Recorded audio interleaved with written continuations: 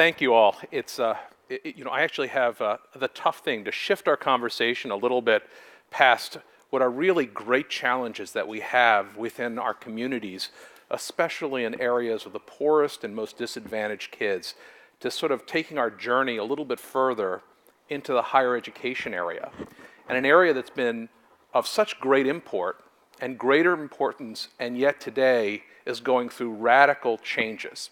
And so I'll start a little bit with sort of the question, and in some sense, this is a question that I had my own dream coach, which in my case were my parents.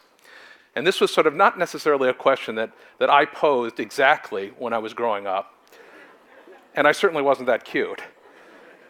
But we did sit around the dinner table. And one of the things, because both of my parents are immigrants, and they both came from countries that were ravaged by the Second World War, and ultimately where they were nationalized industry and property because of communist takeovers. So when they came to the United States, this was a place of great opportunity, but one upon which there was only one path forward, and that was a path that involved education. And in the case of my mother, who came here when she was 12 years old in 1948 from China, their family moved to Blacksburg, Virginia, which is a really small town in Virginia, about 4,000 people at the time, and they were the only Chinese family actually in town, and my mother spoke no English, but ultimately was a school teacher who helped her along and helped her learn the language and become productive. And at that time, which was, again, in the early 50s by that point in time, if you didn't test well, the designation was you were retarded. And so sure enough, my mother had that designation because she didn't speak the language. But ultimately, it was really the intervention of a teacher outside of the classroom that helped her along. And ultimately, she went on eventually to Johns Hopkins Medical School, where she was one of three women who actually went to the medical school. And it was all because education was foundational to things. So the funny thing is, when I was growing up, I had the advantage of that, a family that valued it, and it meant a great deal. And so our conversation when I was a little kid really was, what were you going to do when you go on? And interestingly, this question about, by the way, what does it take actually to be a leader in some of the biggest companies around, actually speaks now to one of the big challenges we have. So the actual answer to that particular question is that you should actually go into engineering. It shouldn't go into other areas. It's in fact 21% of the CEOs of S&P 500 companies actually come from that background. And then economics, business, accounting, and liberal arts. So it foundationally goes back to issues of STEM and other issues in schools. But I'm going to take us a little bit further on just a bit of an evolution and process here of what's going on in our higher education community on things. Now, higher education in particular has been an area that has been virtually immutable. So this is actually a picture of the University of Salamanca in Spain in the 17th century. And you know what? It's not that different from what's going on right now, where I'm sitting up here talking to a group of people. And you know, when you're dropped and parachuted into a university, what actually happens today is pretty much what's been happening for hundreds of years and being completely immutable. You're not guided, you're not assisted, you sit in front of a classroom, you talk to teachers. The teachers are not ultimately responsible for the outcomes of those students. And as such, we have a system that today has many failures and is broken. But in fact, it's something that there is still a great deal of importance and a growing importance to higher education. So just quickly on this little graph, on one side what you actually see is what's happened between the difference between someone who gets a high school diploma and a college degree. It's back in 1980, when the world was a slightly different place, and when manual labor still had value economically on things, the difference between having a high school diploma and a college degree was about a 25% differential in earnings. And since that time, it's ballooned. And what this really is a story of, this is a story of two paths for everybody in this country who was growing up. And at the end of the day, if you're not actually achieving through educational attainment well beyond high school, you've ultimately written your life story and you're in an economic purgatory for the rest of your life. And so today, what you have is a differential where a high school diploma today has collapsed in value. And versus a college degree, there's almost an 80% differential between those earnings power of what's occurred at that point. So you have to go further. And we've been all living for the last several years in the middle of the Great Recession, as it's called. But as you can see right here, the Great Recession really was a recession of education. And so if you actually had a high school diploma or less, you saw an unemployment rate here that was going into the mid-teens.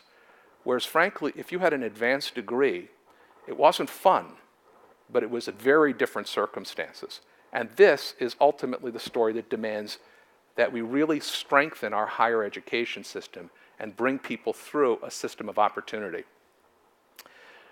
But we're now in a system that, while there's great, and we have one of the greatest higher education systems in the world, we're in a process of ultimately a place where a bubble is about to burst in this area because higher education in this country is broken. It starts with huge increases in the cost of higher education. When I went to college, I went to Johns Hopkins. It cost about $8,000 a year. I could work and put myself through school. And today, the same institution, certainly some years later, but it's about $62,000 this year for the tuition there. So it's $250,000 to go to a private university. And it's resulted in 1/14 of our national debt being student debt in this country. Well, we can't keep doing that, and universities cannot keep increasing the cost to students. It's resulted actually in a stall in demand. The number of people for 2 years straight has been declining going into colleges. That has never happened in the United States. And so this is actually a period because of its cost and the way it works. The system is under huge pressure. And there's failure at its core. Today, higher ed relies on the fact that 50% of students actually start but fail to complete. And that's actually really an evil, because what it says is that we reinforce the purpose of a university by bringing in unqualified students, failing them in the interim, charging them a huge amount of money, and in the end, having a system that today fails half of them going through. Well, all of these things are actually under real pressure. So universities actually now have to change everything that they're doing because you can't keep raising tuitions. The government won't keep lending against that. There are new requirements coming out through accreditors, employers, and others that are forcing people to look at outcome measurements. And so the system itself is now being forced in a wrenching way after hundreds of years of being static to change what it's going to be about. So when you look at this, the biggest change in higher ed is this forced set of changes from the outside and a scaffolding system that's been built on technology that allows for transformative elements on how we actually deliver the education. So I'll give you a little speculation on what I think you're going to see going forward in this area of what higher education is going to be about. First, you're going to see affordable degree programs, because you're going to be able to take programs in all sorts of different ways. And I'll touch base on that. The flexibility on how you get a degree. Why do we have a 4-year degree program? Not many of us are actually going to work in the fields over the summer. And yet, we have this system that defines things by having 4 years within a program. They're going to be more than just the standard credentials, but other ways of expressing what we've learned and how we've learned it on a lifelong basis. Lots of technology, and we can talk about that in a minute. There's going to be really a broadening of bringing star professors to bear who aren't necessarily affiliated with the single institution that you go to, but where you can bring talent from around the world into institutions that exist. International exposure, in fact, we think is going to be one of the great differential requirements of higher education in this country. And the US is far behind other countries in this particular area. If you were to go to the UK, you would find that there's about 5 times more international students in a typical university there than in the United States. And it's because we've lived in this sort of island nation for many years. There's going to be outcome measurement, and the first thing you do when you drop into a university won't be go find the party. It'll actually be, let's think about our careers. And so the entire framework, we think, will end up going through changes within the university environment. So very quickly, degrees and credentials. One of the things that's going on right now is enhancing the basic bachelor's degree to include other measures that you're going to come alongside. So think about badges, a little like Girl Scout, Boy Scouts. You've got little badges that you earn for having accomplished something. We're going to see universities that are actually going to be delivering a whole portfolio of badges which indicate how well and something you've actually done. So think about a bachelor's in marketing, where you might have a badge in HTML programming, being able to do Google Ads, word management, and then certificates in something like social media. So a far more expressive credential is going to come out on the other side, and you're going to be adding to this portfolio of life skills in a way that you're going to be able to express what you know, how you know it, and employers are going to be able to recognize those things. And this is going to change, again, what the content, how you consume it, the timelines, and in a lifelong learning environment, this portfolio effect of credentials. Going a little further in terms of things, what happens in a college campus on the education? Forget about all the other things. You have to deliver 120 course hours or credit hours, essentially, for the experience to deliver this, sheepskin at the end. So what's going to happen there? Well, it's one of the reasons it's so expensive is that basic immutable element of getting somebody up on the stage and all the cost structures and so on.